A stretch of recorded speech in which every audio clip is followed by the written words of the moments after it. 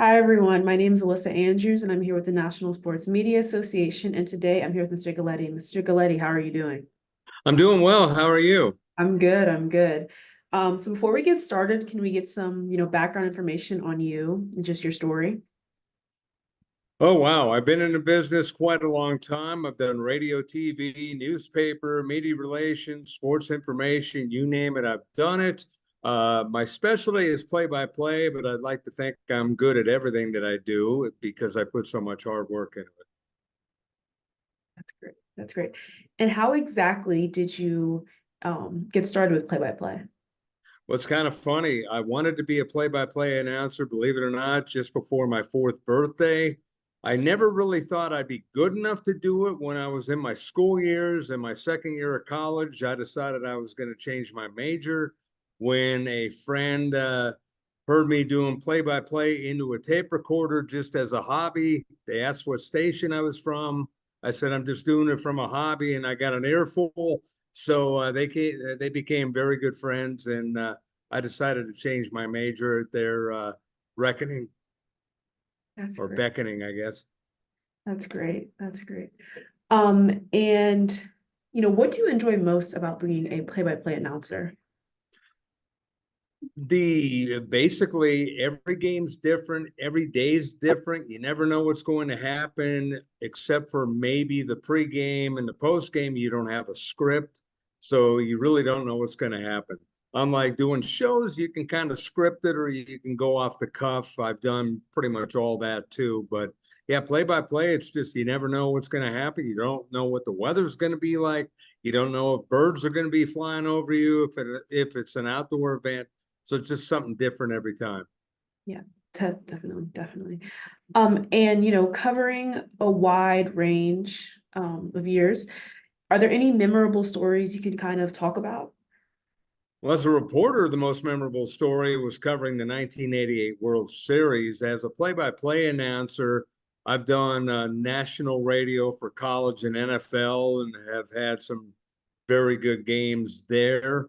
But I think the biggest thing for me as a play by play announcer was winning a hockey championship for the West Coast Hockey League way back in 2000, announcing the game winning goal, which was in overtime. And it was kind of a good memory. That's great. And what techniques do you use within, commentating on games? In what way? I've never been Um, asked that question before. That's a good question. your style, what style would you say you use I to? try to use it's kind of funny because I've done both play by play for teams and for schools where they want you to be a little more rah-rah and they want you to be a little more homerish. And I've done national stuff and both on radio and TV where it's got to be kind of down the middle. Basically, for radio, the biggest thing that I do, because I do radio and TV now, is I try to be the most descriptive as I can be. When someone tells me they can see the field or see the court while I'm talking, that's a major compliment to me. And I tend to get that compliment more times than not, which means I'm doing my job correctly. And, in TV, I watch the monitor a lot to see what's going on. I try to relay and be more of a narrator as far as what's going on.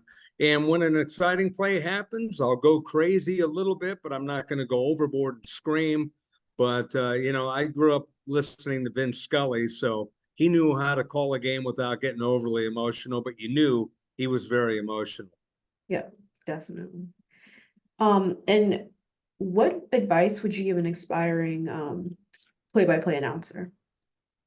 What advice? I would say figure out what sports you want to do. Some play-by-play announcers want to do all of them, and the more sports you can do, the better you're going to be. And the main thing that I learned from mentors who are in Hall of Fames, no less, basically, it begins for me, especially with preparation. You have to do the prep for a football game. I prep anywhere from 10 to 20 hours, depending on the game and depending on what the information is that I get. For a basketball game, maybe it's about 6 hours. baseball is 6 to 8 hours, and you have to put in a regimen on what works for you, put boards out that work for you, and make sure that you have maybe not over preparation, but you have the stuff that the listener or the viewer will want to know, and something that's pretty pertinent to the player information and all that stuff. And uh, basically, it all starts with hard work. The game is the easiest part. Yeah, yeah, definitely. Um, and what skill set would you recommend newer play-by-play announcers have coming in? Oh, basically, you got to know how to read, obviously, because you do a lot of reading. And I say that because growing up, I wasn't much of a reader and I wasn't much of a writer. And now that's all I do.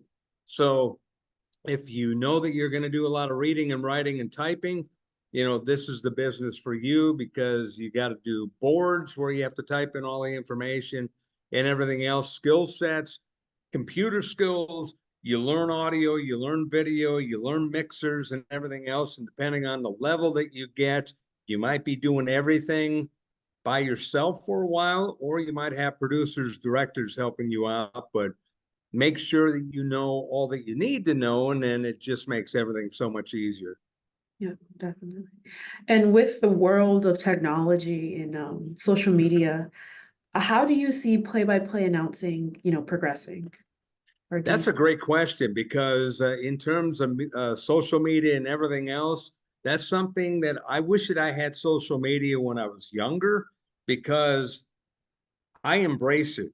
I'm on social media all the time, and I wish that I was like a total expert on social media, but I'm an expert enough, I guess. But, utilizing social media, I utilize social media to go on just to promote what games that we're doing on that particular day, or what shows we're doing on radio and everything else. I don't do a lot of social media for personal stuff, but I do everything for business. So you can do everything from audio and video highlights on social media.